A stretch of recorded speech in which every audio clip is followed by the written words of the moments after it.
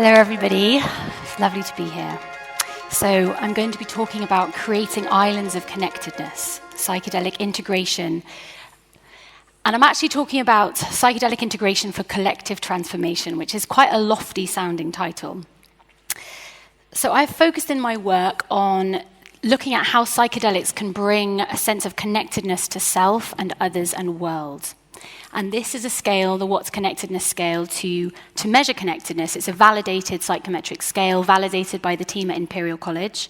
And you can see the items here. There are these three domains: connection to self, others, and world. And the scale was developed based on qualitative research that I did with participants in psychedelic clinical trials. And it has been used in various different research projects. It's been used here in what is called healthy normal population in a psychedelic retreats that was done by the Psychedelic Survey. I'm just going to show you these graphs very quickly. They show that connectedness increases significantly. And this is this WCS being used in a clinical trial looking at psilocybin for depression. And in both of those studies, connectedness significantly increases. So it's been said before that whereas some standard mental health treatments numb the symptoms of distress, that psychedelics can get to the root of the problem. So the analogy of a toothache has been used, with antidepressants likened to aspirin or painkillers numbing the symptoms, whereas psychedelics have been described as antibiotics, getting to the root of the problem. And if that were the case, then psychedelic therapy could change the world. But I don't think that psychedelic therapy as it stands now is getting to the root of the problem. Because the root of the problem is not the infection that throbs beneath the individual's aching tooth. The root of the problem is a system that breeds disconnectedness. A system that feeds the tooth consistently on what harms it and prevents access to what would help it. It's like a constant diet of sugar and no access to proper dentistry. Or very limited access anyway. It is not our own disconnectedness as individuals that is the root of the problem. Yes, we are all nursing specific emotional wounds that we suffered in our childhoods and beyond, and some of us are also contending with biological and genetic challenges which predispose us to different types of psychological struggle. But growing up in the context of an individualistic society, materialistic, isolated, competitive, fragmented, extractive, often abusive, corporate profit-driven, patriarchal society that our parents and their parents and their parents also grew up in brings a deeper layer of wounding. This is the disconnectedness of an industrial dominator culture. And it's the loss of what we had before. The loss of the indigenous ways of living interconnectedly with community and nature, living by the nature codes, living in right relationship, the wisdom that's shared by all indigenous groups across the globe. And many of us are so desperately looking to them for guidance now. And whether our ancestors were the dominated or the dominators will probably still determine our access to resources now. But the disconnectedness of our culture hurts all of us now, every one of us, even the most privileged. Disconnectedness from purpose, from each other, from our land, from our water. It's the sickness of our times, and it affects us all if we look deep enough, so we can be united in our shared longing for reconnection. We have evolved to grow up with a sense of belonging to a close-knit community of about 50 to 100 people, connected to the land that sustains us, connected to many attachment figures, many safe, caring, wise elders. It takes a village to raise a child. But instead, our nuclear family units so often have no padding. Often there are so many worries, so many stresses, and no real solid outer layers of support surrounding that exposed nucleus. Just all the different pressures, school, home life, all the pressures, layer upon layer of insecurity and stress and competition, rather than layer upon layer of nested connectedness and collaboration. Individualism starves us of what we need, and then when we get sick, individualism locates the pathology in us rather than in the culture of individualism. So we live in our separate units, we live in our cars, our apartments, we don't share resources, we don't share domestic work, we don't share stories. There is very little established infrastructure for this kind of community sharing. And because our lives are so overwhelming, our default setting is that we are up against it most of the time, which means we don't have the capacity to even think about changing the way the world works. We're just trying to get through the day. And the way we cope is by numbing. We numb all the time. Alcohol, sugar, TV, shopping. Our culture supports numbing. Our culture does not support collective expression and processing of painful emotions. If you think about that moment when you're deep into that blissful escapism of a Netflix binge and the episode finishes and you have a few seconds before the next one comes on and you know that it's not a good use of your time, but you're too tired, so you let the world get smaller. It shrinks down to the size of the sofa. We know that terrible things are happening out there in the world that we could be part of changing, but we forget about that as we focus on the irrelevant storyline on the screen. We become bystanders because we're too exhausted and isolated to be witnesses to what actually matters. Some of my Jewish relatives were gassed in concentration camps, and when I learned about the Holocaust at school, I thought, how could people have let that happen? And now I watch a genocide supported by my government live streamed on my phone, and I watch young, non-violent protesters beaten up by the police in Germany on my phone, and I think again, how can we be letting this happen right now? Because we have been trained to be bystanders, not witnesses, we have become consumers, not citizens. Most of the hours in our days, we are so disconnected from our deeper feelings, our emotional embodied selves, from others, from nature, and we are connected instead to a feeling of insecurity, separation, our own perpetual search for safety. We are over-focused on ourselves and under-connected to everything else in the web of life, and the normalization of this shrinking of our circle of concern means that we let atrocities happen. We vote in power-crazed leaders if we individually benefit from their policies that might harm others but might help us feel safe. Just as we wear clothes made by child slaves, then discard them to make a pile of clothes far away in a desert that we can't see, that's so big that you can see it from space.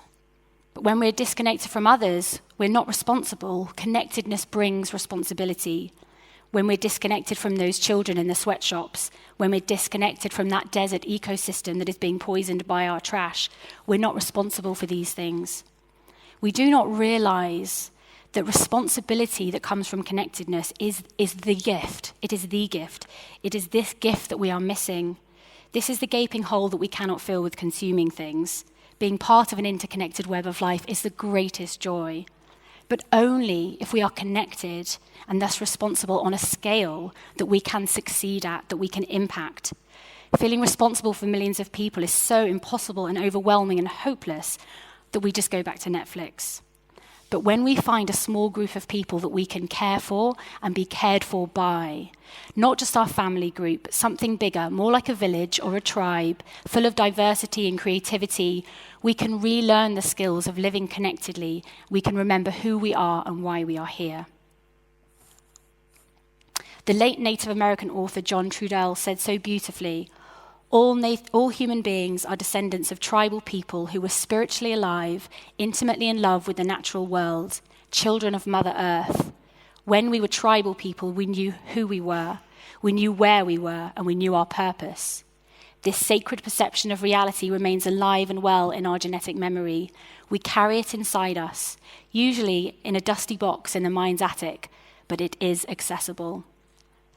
A psychedelic experience can help people access that memory. There's a quote there on the right, "I realized that everything is interconnected," that came from one of our clinical trials. In these trials, participants routinely expressed deep compassion for global humanity, compassion for nature, compassion for all beings. They felt connectedness and responsibility, a desire to act, to protect. People suddenly went vegetarian as one example that we saw a lot, but so many other ways too. And that's why I created a model of psychedelic therapy called the ACE model, which uses the analogy of diving for pearls. So it stands for accept, connect, embody. It's about accepting your painful feelings, going down into those feelings, coming up into the meaning, connecting to meaning and purpose. And all of this happens in a very embodied way. Accept, connect, embody. So in the analogy of the pearl dive, you dive down into the deepest layers of yourself and you find the pearl in the jaw of the spikiest oyster in the murkiest layer of the seabed, yourself.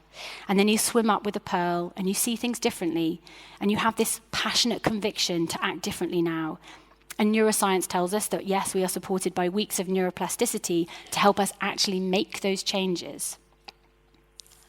This moment of diving deep and opening up what Trudell calls the dusty box in the mind's attic, or I would call the spiky oyster shell and the deepest layer of ourselves, and finding the pearl of wisdom and swimming up to the surface with that shining truth that we are nature and we are each other, is such a powerful moment, so full of potential.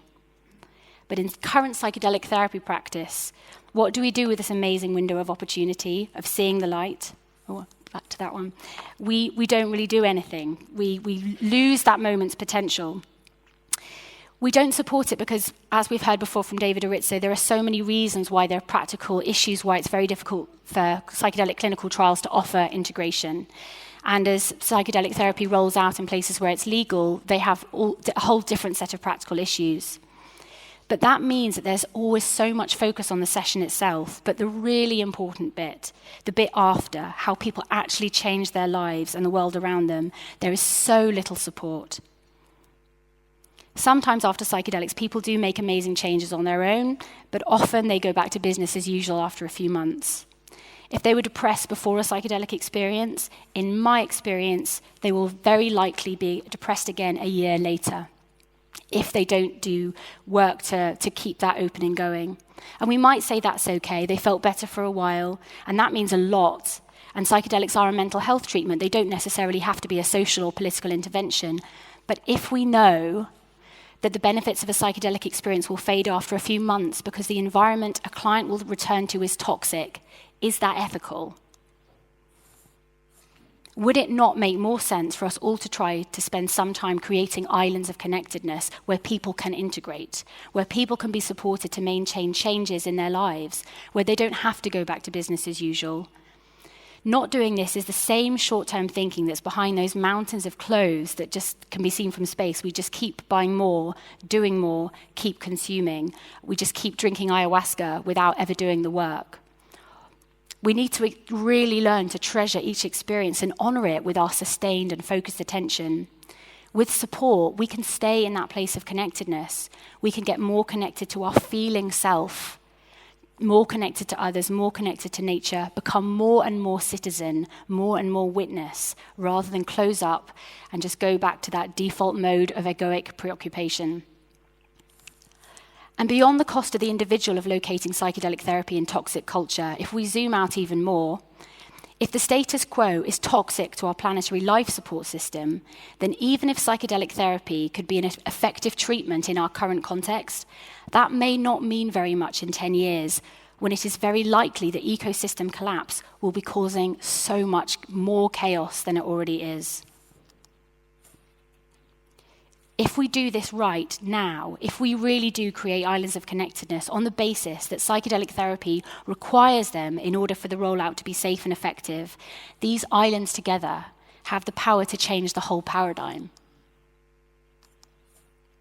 The chemist Ilya Prigogine said, "When a complex system is far from equilibrium, small islands of coherence in a sea of chaos have the capacity to shift the entire system to a higher order." We have to create the islands of coherence, the islands of connectedness. Otherwise, psychedelics may be co-opted by the dominant culture and blunted and absorbed into business as usual. So I'm going to talk about ACER now, which is ACER integration.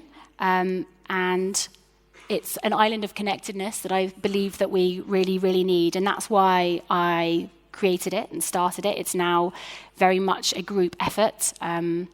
We have a whole team of us now who are the ACER integration family of Forest. And it was initially set up to provide integration support from people from a psychedelic clinical trial who were not accessing integration because of COVID. So that was the initial purpose, just a sharing circle really for people after a psychedelic experience, people that needed support from each other. And it was a follow-on from the ACE model that they'd used in the clinical trial, they'd been part of in the clinical trial. So that deep dive, acceptance, connection, and embodiment. And the ASA model adds on the R, and the R stands for restore. And that means restore yourself to the rhythms and patterns of nature. So that's ASA integration, and these are the nature codes, which is kind of like our fundamental commitment to each other. And that is that we will try our best, and we don't always manage to do it, but we remind each other when we don't deviate from the nature codes, that in the months after psychedelic experience, and then as people stay in the community, it's just ongoing as part of their life, we live by the nature codes. So we're slower, we're more cyclical, we're more interconnected and in balance, just like nature is. And the model of ASA uses the metaphor of a tree rather than a pearl dive to describe that process of going down to find those deep truths. So going down into the roots to find the truths, and then that kind of upwards motion, which is about coming up towards the light, to meaning. So a tree grows in two directions at once. The roots push down into the darkness, growing around the rocks that they've had to grow around. And every centimetre of growth at the roots is matched by a centimetre of growth at the branches. So the roots pushing down, that downwards motion is the acceptance of difficult emotions, making space for them, feeling them.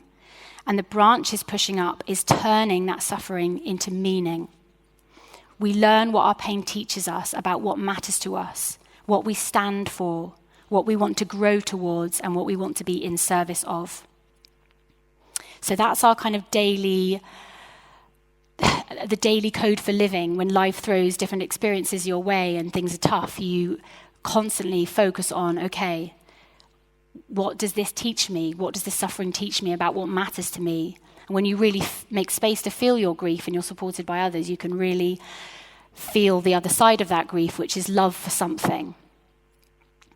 And we all go through grief at different times. People go through different things. We're like a forest where all the trees are in different seasons at different times. Somebody will be in an amazing summer, someone else is in the deepest winter, and we accept that these seasons move and change. And we grow together through these seasons, just learning that literacy of constant change rather than feeling like we should be in constant summer. We allow ourselves to go through these cycles. So we accept that like a tree, we will go through these seasons. We will have times where we lose all of our leaves and we stand bare, and we just have to stay in that place of desolation and trust that there will be new buds that come in time, and that the leaves that we drop make compost for new seeds that will grow, new trees that will grow, that we can't even imagine now. And we, in that way, get used to these cycles of decay and regeneration. And also interconnectedness with other trees at the roots. This is probably the most important part of the community. So you can see in that picture, there are those connections of the root tips. And you see that those root tips are touching like fingertips entwining, hands holding other hands. And that is the kind of deep-rooted interconnectedness that we have developed in our community. And that connectedness, because we're just there and because it's a 12-month program and people often stay on beyond that, we're finding so far. We're only in our second year, but many people from the first year surprised us by wanting to repeat the cycle. There is that sense of it being a whole community of people that have very similar kind of understanding and interests, and who are all there out of a commitment, not just to receive support, but to give support, because it's peer support. So everybody is supporting everybody else in a way that fits around their busy lifestyles, in a way that it's not therapy, it's not psychiatric care, it's peer support. But that kind of connectedness, and because we're on different time zones all around the world, it means that it brings about a kind of connectedness that you don't have to reach out for, you just reach down for.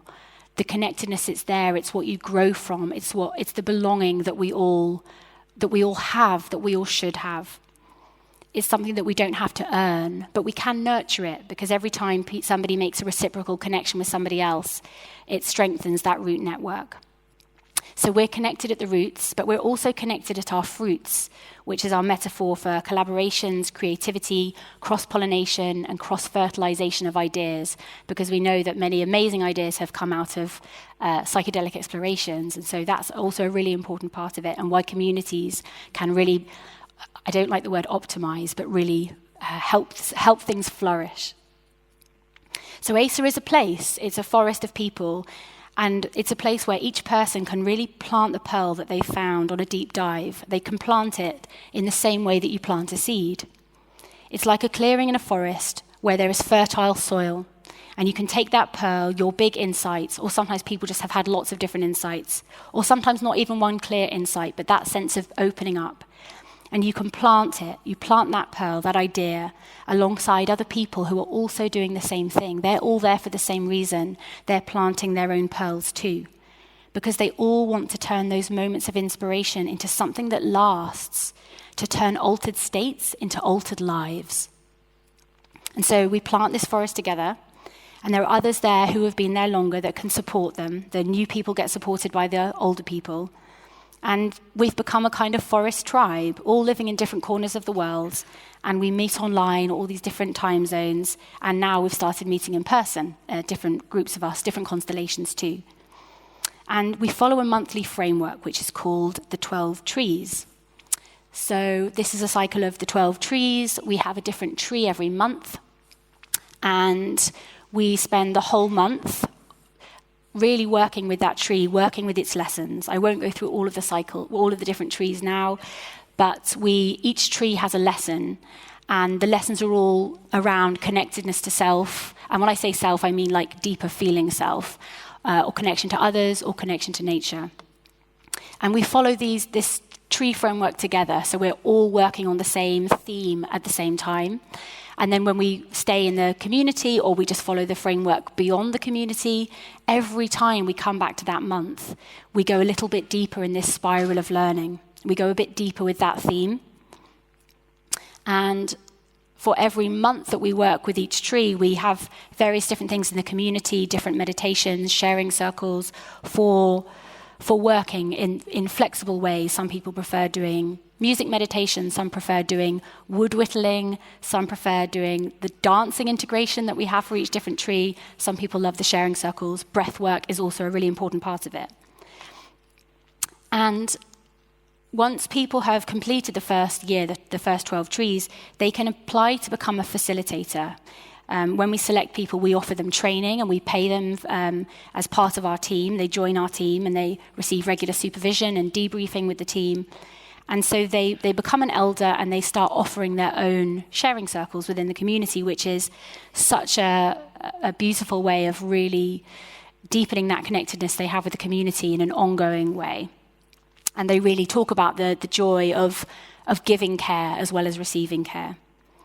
And really being part of just creating this place that really is about safety, deep non-judgment.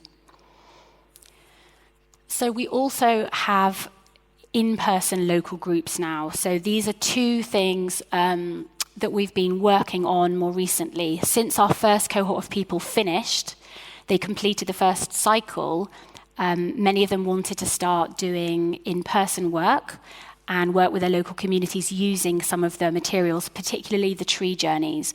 So every month for the tree journey, we have a kind of half an hour long guided imagery journey with music that was made by a musician, and they're quite immersive experiences. People report having some really profound experiences with them. Some of you may have heard them at various conferences. I will usually play one or other of the tree journeys, depending what month we're in, if I have time. So these tree journeys, people have really come to develop a real practice. They really are journeys, and people wanted to offer them to their communities as well. So we have two ways that people do that. The first is outegration. So the outegration is where someone that's been through the first 12 months becomes an elder, stays in for a second year. By this point, we know them really well. Like, the connections we have are deep, trusting connections because we've seen each other in so many different things over a long period of time. And we see the way they interact with other people, and we get to know what I always think of as a safe pair of hands. Think about those root tips, those hands holding hands. It's like, does this person's root structure create a very, very safe place? And when we find people that we feel are like that, then we love giving them the materials to take to their local community. So with the outegration, and I've called it outegration because we focused a lot on integration initially. They have this whole year for integrating their psychedelic experiences. And the idea is there, in integration, we're bringing in all the gifts from our altered states, the gifts from our journeys, the gifts from the community, the gifts from the trees, all of these different gifts, and we're integrating them all into ourselves. And then when people are really full up with those gifts that they've been harvesting, they sometimes want to share those gifts with other people. And that's outegration. And that's even better, because when you can share those gifts with other people, and often it's not people that have taken psychedelics, it's their neighbors, it's somebody that runs the local library, it's their friends that are interested in their psychedelic work but haven't done psychedelics themselves. And none of this work involves actually taking psychedelics. It's all basically kind of guided imagery work and nature connection work and self-connection work and community connection work. So they take these tree journeys. We give them four of the films and 4 of the tree journeys for free. So spring, summer, autumn, winter. And they all have very different themes. Some are much more internal, some are much more kind of collaborative community themes. And we give them the materials for free, and they offer them for free. And it's just a way of bringing some of that connectedness into their community. And then we have a group, and we meet every month to talk about how it's going and what they're planning for their next one and how the last one was. And people build up. So they start small, just with friends in their living room, and then start to invite more and more people. And it's a way of bringing some nature connection, connectedness awareness, and also psychedelic education into communities, because naturally people will have conversations about their interest in psychedelics without any pressure for anybody to ever take any, but it's just starting these important conversations. The other thing we do is pollination, which is slightly different. We're just starting to introduce that now, and that's because lots of the people in the community are therapists, and many of them asked to license the ASA materials, the whole set, not just these 4 seasonal tree journeys, to use to set up their own ASA groups in person, because ours is online with people all over the world. And so they wanted to set up in-person ones, which we think is wonderful. So we're going to start licensing all the materials to people who've been with us for us to get to know them well enough. And it's not just for therapists, actually. We've decided to open that up, not just for people that are therapists, because that whole idea of finding the safe pair of hands, it's not necessarily therapists. I think it's about knowing people long enough to really, really see the way they interact with other people and the kind of presence they have. So we're hoping that we'll have lots of community activators come through ASA to share this work with their communities. And so I suppose one way of kind of showing this, the scaling up, is if you imagine this is someone this is a person. And then they have a psychedelic experience and they become kind of open, and then I reach out to the world, more connected to what else is going on than they were before, more motivated to bring change. And then they meet some other people and they chat together and they have a kind of integration mini group. And then they might join something like ASA or a psychedelic integration group or something like that, but where they become a circle of support and accountability too. And they really support each other through everything, and they make the most of their experiences, because, a bit like Helena was saying with groups, there's so much richness that comes from the group experience. And then maybe from that group, some of them will start doing outegration, local community work. Maybe somebody will start their own pollinator project in person, a whole new ASA community. And in time, you see how this can scale. And it's really quite scalable. We want this to really become a network where people can access this if they need it, because we think that people will need it, and we want to be there when they do. And if we don't create these islands of connectedness, then I think that psychedelic therapy could potentially do more harm than good. Because plant medicines have been used for thousands of years by small tribes of people connected to each other and the land, with a strong lineage of expertise around their use.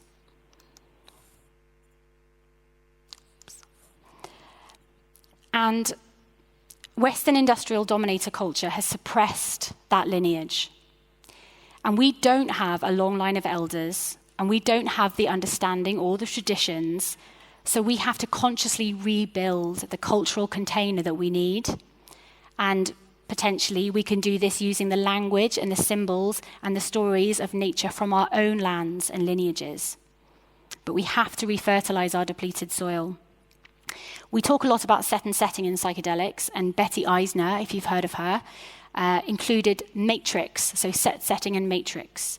Matrix is the cultural context, as essential for determining the safety and effectiveness of psychedelic therapy. Is the matrix of modern Western individualism safe for integrating psychedelic experiences? What happens when somebody becomes destabilized after a session? Who do they turn to? There is a huge care deficit. For most Western people, there is very, very little infrastructure that participants in clinical trials can access. There is very, very little infrastructure around accessing therapy. There's very, very little infrastructure around connectedness generally in our culture. There's no grounded, caring village of elders that we can easily access. Some of us may be able to, but not everybody. And we know that some participants in clinical trials, it's been widely documented in various different ways, can sometimes feel abandoned afterwards because they experience all this connectedness in the trial, and then afterwards it's back to the depleted soil of the cracked modern cultural matrix. And it has to be that way at the moment, but we need to create the place that they can go to acknowledge the need. We need to start building a rich, vibrant, fertile infrastructure that participants need and deserve, and which can become these foundations of these islands of connectedness. So the cost of one participant participating in a clinical trial is about £100,000 per person. And that is 1 or 2 sessions. And psychedelic retreats that people may go on, costs in the many thousands usually. So a year in the ASA community costs just over £1,000. And that's for 12 months initially, and then you become part of this kind of village, tribe, forest community in an ongoing way with friends that you can keep forever and a framework that you can keep following. So if we add the cost of that to the psychedelic clinical trial, it's either £100,000 for 1 or 2 sessions, lasting 6 weeks or so, maybe longer, a couple of months, or £101,000 for that and then ongoing community integration afterwards, forever, as long as they want it for. Or if you think about the retreat, it's £4,000 for the retreat, say, for example, or £5,000 for the retreat plus all this ongoing integration. And I think this is a really regenerative and sustainable approach to psychedelic therapy, to start thinking about the community holding the integration period, but it needs to be properly supported. So if we think about psychedelics, the psychedelics movement in phases of terms of what we thought was the medicine, we have phase 1, where we were thinking a lot about the drug, the brain reset, having one experience that will fix you forever. And then phase 2, thinking more about psychedelics as amplifiers, catalysts, and acknowledging that they need usually a lot of therapeutic support alongside them in order to be safe and effective. And then phase 3, psychedelics, this is what I'm hoping for. Psychedelics as a gateway to a more connected way of living. Because psychedelic experiences are so intense, they can be wonderful. They can also be very scary, and they will definitely not be for everyone. So when we get the message, connectedness, it's a good message to get, we can commit to being an agent of connectedness in our inner and outer worlds. Many people in the ASA community have commented that connecting to the psychedelic integration community and the 12 trees and to nature means that they actually don't need the psychedelic experiences as much or at all. Here is a quote from a master's thesis from Rosie Leeson, who is an ASA participant, and she did a thesis for her MSc called Rewilding Ourselves Through Psychedelic Integration. And this is one of the quotes from somebody that she interviewed in ASA. So I'll leave you to read that.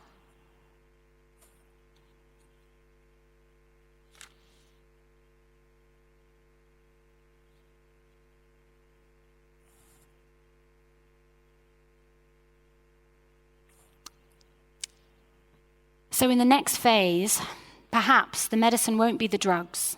Perhaps it will be connectedness to community and to land, that the psychedelics have awoken in so many of us. But maybe we don't need to keep taking them to get that message. We can also look at phases of delivery in modern Western contexts. So phase 1, clinical trials and retreats. Phase 2, legal clinics, for example, in Oregon, state access programs in the States and Australia. And phase 3, I'm imagining, will probably be home use, when a good percentage of the population will be regularly using MDMA and mushrooms and ketamine quite regularly at home without a therapist guiding them. And I think that they also deserve and need community infrastructure, framework, support, and guidance. And I don't think we should leave it to the last minute to build it and test it and improve it. We need to start really doing that now. We need an archipelago of islands of connectedness for after psychedelics to minimize the risks and maximize the benefits. Hopefully lots of different kinds of islands of connectedness will spring up. And this all sounds pretty good, but I also want to say that when we look at psychedelic communities now, are they all as amazing as we might think? So psychedelics do bring about this openness to possibility, and they can bring other things linked to that. So psychedelics are non-specific amplifiers, as we know. They are not inherently benign, as we can see. And if they are used without the grounding of community, support, and accountability, they can lead to ego amplification, narcissism. They can be super fertilizer for mad and dangerous ideas. People can lose their humility and become quite greedy. People can use many psychedelics repeatedly without any integration, without anyone pulling them down to earth, and they can act in really harmful ways. You may have seen this type of things with people you know. Psychedelics are very, very powerful tools. In Lord of the Rings, the hobbits have to rotate who carries the ring, because if they keep it for too long, they start to get power-crazed and sick. We need fellowships to start carrying that power in a rotating way, sharing the power, carrying the responsibility together. There's a saying, the next Buddha is a Sangha, which is a relief because we have not had much luck with gurus. So one of my main reflections now, as I think back on the 2 years so far of being an ACER, the lesson that I've learned most is just how it feels on the nervous system to be around very, very warm, grounded, often older, very experienced people whose intention is really about offering support to other people. So many of the people in our community, and I'll talk you through who these people are in a second, but this is just some photos recently when we met up in the garden of one of our participants in London. But yeah, there's something about the people when they have worked through all of their own kind of power needs, insecurities, and they're really there in that kind of place of generativity, really wanting to hold space for other people, really wanting to be part of something that's about doing things in a very grounded, caring way. And the people that have come, they've often been older, and they have created these very strong bonds with each other, which is beautiful to see. So you can see at the top there, that's Nuvula there, and that's a picture of her, which we kind of recreated, but that's her at her computer screen. And then that's Nee in the middle, and it's him on his computer screen, and then you can see on the right, them meeting for the first time in person. But because they've been seeing each other on the computer screen in various different sharing circles for so long, there's such a strong bond when people meet together in person. And then we just have some more pictures from this day in this garden of Kenneth, who you see on the bottom row with the red hat. That was his garden. And loads of people travelled. Someone came from Spain. People came from all over the UK to just meet each other and be with each other. And there were lots of tears and a sense of real safety. And there are many ways that we try and create that sense of real safety, because groups can be very challenging. Helena also mentioned that, all the projections, all the issues. Groups are tough, and we really need to get really good at working in groups, given the challenges of the times that are coming. And one of the things that we focus a lot at in ACER is the wisdom of the gnarly tree, which is on the left-hand side, you see the gnarly tree.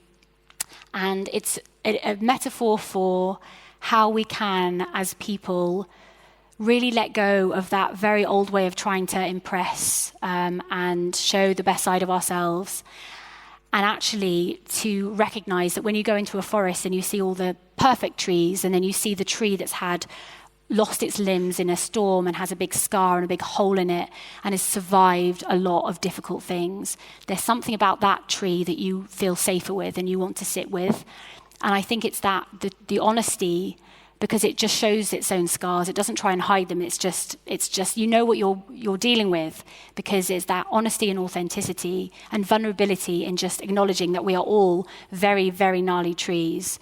We've all had difficult experiences. We've all got very messy, complex, tangled roots. Even though we don't see them in each other, we see the nice bits that we want to show, the Instagram bits, but we all have very tangled, muddy roots underneath, and it's what we grow from. It's what makes us who we are.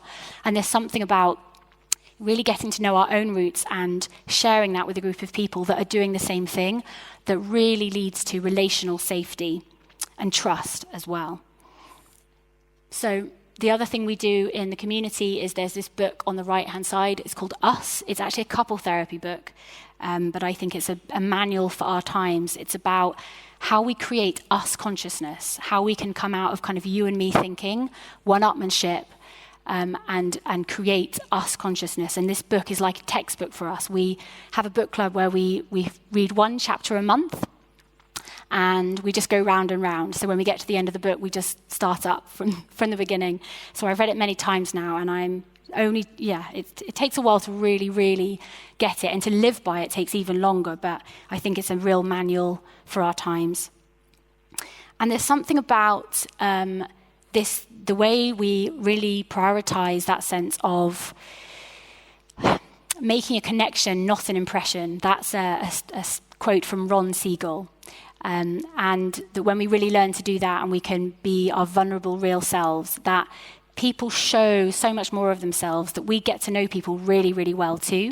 And it means that when we're expanding and growing, like I showed you that slide with all the huge expansion, this isn't some kind of corporate McDonald's franchise. This is, growing at the pace of trust, genuinely, because people have really shown us who they are, and we really, really trust them. And there's all this space given for our feeling selves and getting to really know our embodied feeling selves. And so people in the sharing circles will, a bit like you do in a psychedelic experience, stay with the embodied experiences of change. So, they feel a tension in their body, they feel whatever they're feeling in their bodies, they've kind of develop a language for talking in that way, which really just starts to build that space in your day for checking in with how you're feeling and what's going on, and knowing that it's okay to talk about how you feel and to really make space for feeling your feelings too, which of course is not really that easy in our modern lives where we're supposed to be busy and producing and kind of fine all the time. So we are now starting to look at scholarships. So I started ASA on a loan. We didn't have any VC funding, so in order to be sustainable and have a team, we need to charge people what it costs us and a little bit more so that we can kind of keep going. And so it's some people won't be able to access it because of that. And we're going to start trying to get scholarships for people because we're really interested in people recommending others for scholarships. And these are the people that are those really safe pairs of hands, those wise people that the pillar of a community, someone that you really trust to hold a really lovely community group, because we'd really love to have more and more people coming through and doing ASA for the first year and then doing it for the second year, either as an outegrator to do those 4 free tree journeys with their community. So that's kind of community outreach, community building, or also people that might just make an amazing pollinator, could set up a whole ASA group, a whole community of people in person doing the whole Nature Codes ASA process together. And it's the way the system is set up. It's all the materials are pre-recorded, so I'm not going to say it's easy, but if you have the skills of holding a really safe space, the rest of the materials are all just there and available to you. So the final thing to say is that our community has been, up until now, mostly women, nearly all women, in fact. But in the most recent cohort, I was really, really happy to see that we had nearly half men. And I think the men that come to be part of ASA, they're kind of sharing something around supporting the idea of reconnecting with the feminine, reconnecting the feminine, bringing it back into our system to bring it back into balance. And I'm just going to finish with this quote, who is by someone that really, really inspired me in all of this work. It's a very long quote, and I'm going to explain it a little bit in the middle. But I think it kind of brings everything together that I've been talking about. The story of Eden is a story of two people and also two trees. We are told that in the garden there grew the tree of knowledge and the tree of life, and that both grew from the same root. So the metaphor here is that the garden is the womb, and that the development of the consciousness within the womb is these two trees, so two halves of the brain, both joined at the same root. The tree of knowledge becomes the rational, inquiring left brain, and the tree of life becomes the intuitive, receptive right brain. The story tells us that innocence is lost when Adam and Eve eat from the tree of knowledge, and the spiral of learning begins. The tree of knowledge is the inquiring mind. Its fruit are the things that we achieve and the impact we make on the world. The fruit of the tree of life is the world's impact on us and its feeling consequences. The story tells us that we lost our place in the garden because of our pursuit of knowledge, our relationship with the masculine. This has led to a cultural repression of the feminine in all its guises, abuse of women, natural habitats, indigenous populations, and at the heart of all, the neglect and abuse of the feeling self within. A return to the feminine brings us home to ourselves. It is a return to the garden. Thank you very much.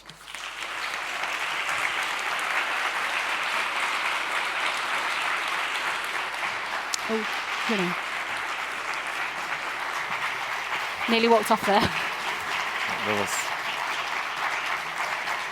Thank you. Wow, can you hear me? Yes, okay. Wow, that was very powerful. Thank you so much for coming here and sharing this message with us. I hope you're not like me at ICPR and we can actually not just find it an interesting talk, but implement this in our lives and connect more to others and ourselves.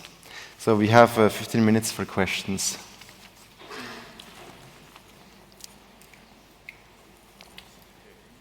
Thank you for your talk. It was very inspiring and also beautifully worded, I think. I think it is a beautiful vision for society, but could you please show me the quote again of the Nobel laureate? Because the system thinking part and the rationale behind it and how you're going to implement it, I didn't fully understand it. So if you could repeat, please. So Ilya Prigogine quote? Yes. Yes. Oh,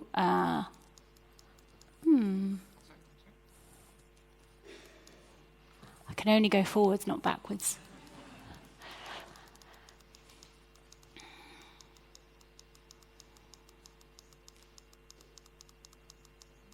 Here we go. Will you ask the question again? Yeah, I can see how your, how do you call it? The Acer is like a, is based on this principle of creating like islands, but how would this then influence the bigger system? So we have to start somewhere.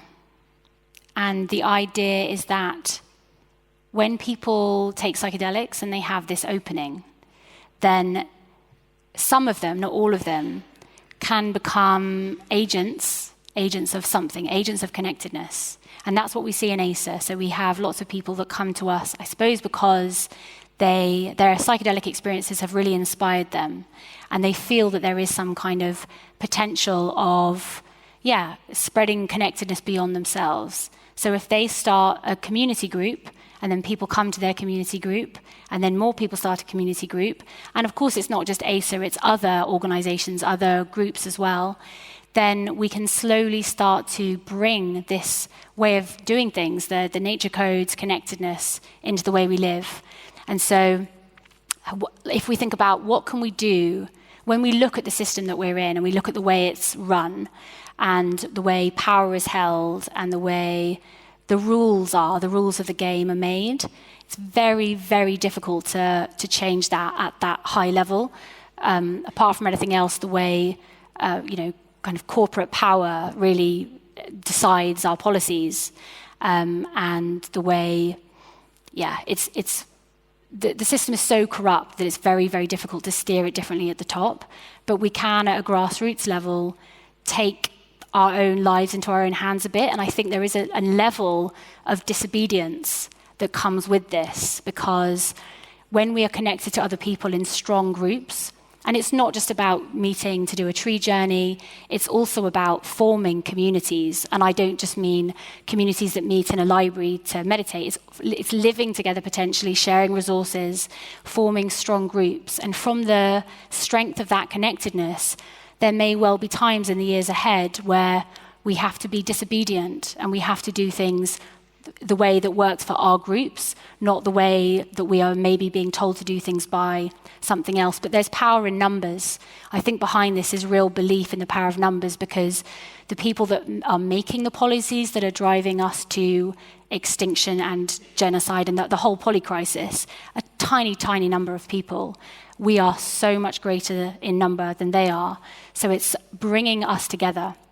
And the conversations that people will have in these kind of connectedness groups, they might start off being about trees and about their own personal process, but we hope that people will connect with other people who are thinking of the new way of doing things, a bit more creative potentially. And I had the experience yesterday when I was walking through the airport in London on my way here, and I looked at all the people sitting in the chairs, and I thought, people just a very diverse group of people sitting on their phones and reading books. Probably I was thinking, how many of these people have had a psychedelic experience? Not very many.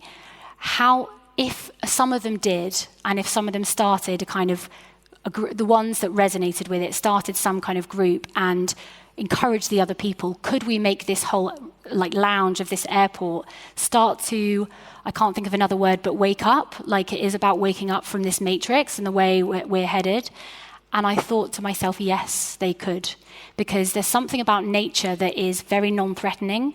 It's not about trying to do some kind of big spiritual conversion of everybody, but it is everything, and it is the web that we are part of. And when we plug into nature, we plug into life force energy that is stronger than anything. And so the system that we are in is corrupt. The concrete is corrupt.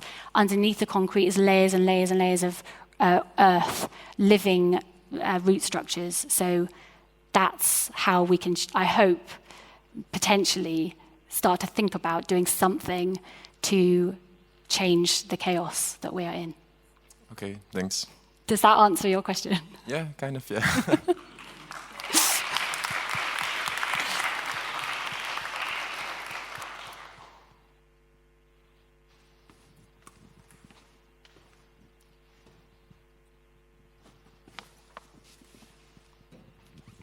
Thank you. It was amazing talk. I wanted to ask you if you have, well, probably you thought of this, but how do you make sure or try to make the ACER framework, so to say, prevent the formation of cults or, the traits that make a community become a cult, and therefore, the us versus them mentality? Because I think that, we as a psychedelic community, however we want to think of ourselves, we cannot see us different than the rest of the world, right? Because this is the root of the problem in many, in many different ways in our society. Yeah. Beautiful, very important. And so firstly, the kind of vision is not that it's just people taking psychedelics. That's a really important thing to say initially. So it's kind of the people that have had the psychedelic experience might have the motivation, not all of them, but some will have the motivation to start these kind of groups. And then in those groups, we're talking about local community groups, there's no requirement for people to have had psychedelics. So it's not a kind of we are the wizards and you're the muggles kind of, division. It's very much just people where you live. It's your neighbors. And it's not in any way, firstly, there's no leader, because people in these different groups, they just start their own groups, and it's very much kind of circular, like we have in ACER. I mean, it's really my colleague Lee Mendeloff is the community manager, and if anything, she kind of leads ACER. We do it together, but we all do it. We do it with the facilitators. So it's very important that there isn't a leader. And I do the talks, but the ACER community is kind of run in a much more, it's not run by me by any means. So there's no leader, and when it spreads, the idea isn't that the people that will go into the local communities will be the leader either. They're simply just the ones that will do the organising. And then, so for the next thing, which is around, how can you stop those kind of difficult dynamics from developing the us and them thing within the community? And I think probably that book, Us, is so powerful for talking really specifically in a really practical way about the psychological dynamics that happen when one party starts to feel better than or worse than another. Almost the whole book is around... So it's kind of framed initially in couple dynamics, but then it broadens out to all of your relationships. It's recognizing that people can be either one up or one down in relationships, so either grandiosity or shame, and that we all are in those positions all the time, and it's starting to recognize that within ourselves. And I hope that when it's not just going to be ACER, there's going to be loads and loads of kind of groups that start to form because of the times that we're in. We're going to need to club together to share resources and to create local kind of, I suppose, units of power or units of safety and units of growing our own food when the main networks shut down, those kind of things. We need to kind of club together. There are going to be so many challenges psychologically because we'll have stress, we'll have a really uncertain situation in the world, even more uncertain now, much more uncertain than now, and we'll have weather instability and just all the things you can think of throwing at a situation to make it very likely that we'll turn on each other. So starting to create and practice now with these groups where it's essentially we're kind of most of the people in our community are, older people. There may be like kind of retired teachers or retired therapists, and really coming with a very kind of, I would say, quite gentle, non-power hungry, really not looking to kind of gain power. That if those people start to explore this and we learn from how it goes with them and we look at all the tools we can have, like the Us book is just one of them, non-violent communication, and just it's going to be a group effort. There's going to be other people hopefully that will come in and bring lots more ideas to the table, and we'll review, and it'll just be one voice in hopefully many in thinking of, okay, how do we actually do this thing around starting groups? And as you say, not becoming cults, not feeling superior to others, bringing ourselves down when we're in the grandiose position, bringing ourselves up when we're in the shamed position. And we'll see how it goes. But feeling kind of hopeful at the moment. Awesome. Thank you. Time for one last question, please. Thank you. Hey, thank you. This was a great presentation, and you are quite bold in your remarks. I can't see you. Oh, hello. There I am. Which is very refreshing because, terms like connectedness, integration, belonging, connecting to the self and others are easily rendered into empty signifiers. And I think you fill them with lots of content about the potency that this may have in certain settings and what you're trying to get with ACER. But given how difficult it is for some people to access psychedelics, the things that people may hear or may not hear, and there's lots of programs and offers that are often offered to people on many bases. In some of them, as it seems to be the case with ACER, it's really a tool for precisely more belongingness, more community, more collective actions. But in some others, the compassion and the suffering of someone is the commodity that someone preys on. So what advice would you give to someone to tell those two apart?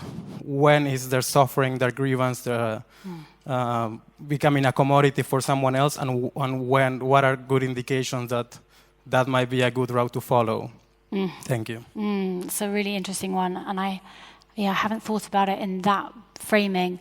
But yes, I suppose it's whenever things are kind of done by these big kind of I mean, I just remember going to a presentation, it was at Horizons conference in New York. It was quite a long time ago now.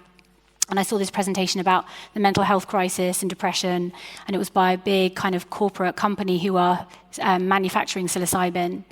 And they were really kind of, lots of people walked out actually because it felt there was something so icky about the feeling of this kind of businessman at the front talking about how terrible depression was with almost like a smile on his face at the size of the market.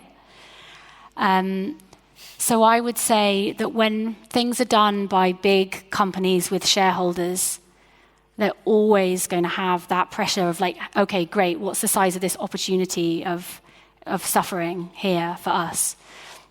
So that's not to say that there won't be really good, big organizations that create things like this. Maybe there already are, I don't know. But I think that does really problematize it, and probably I imagine there will be other people. I mean, when I set this up, because I had to do it on a loan and I'm not a business person, and it was all done in a bit of a kind of hurry, and it kind of happened accidentally. I didn't even really mean to do it. So I had to charge people, so it's just a limited company because it just is. That's the way I did it. It's the simplest. There will hopefully also be other people who can either help us in what we're doing so that we could become not-for-profit. It takes a lot of work and investment and everything else. But there will also be other organizations that can come along and do this kind of thing in a not-for-profit way as well. And I think just generally anything that is not-for-profit is going to be a good place to start. But other than that, just looking at just seeing if you can trust the people that are running it. And that's harder to do though. But it's harder to see because people talk a good talk and they seem very charming, and it's hard to know until you know people for a long time, like what their actual intentions are. So yeah, time will tell. If there's one thing we've learned in ASA, it's that, go slowly, review, be cyclical, see, the fruits of the tree. Like the health of the roots only shows itself in the health of the fruit, and that takes time to see. So be cautious until you trust and until you see the fruits.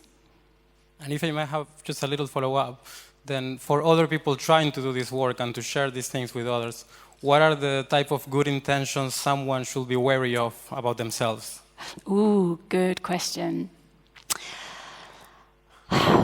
Yeah, I mean, we have to think about if we want to change the world, why? And the parts of ourselves, and again, this Us book is a very good place to start for this. The parts of ourselves that might be doing it from a need to prove ourselves, which is the kind of shame position. The parts of ourselves that might be doing it from a kind of messianic position, the grandiose position. And there may well be bits of both, there probably will be. And allowing that to be the case and not pretending otherwise, but seeing it in ourselves, working with it, and most importantly, seeing the impact we have on other people. And knowing that when we are trying to do good for the sake of making ourselves feel better or because we think we're great, that will have impacts that we just need to keep our eyes open to, and asking the people around us what it's like to work with us as well. Thank you. Please another round of applause for Dr. Rosalind Watts.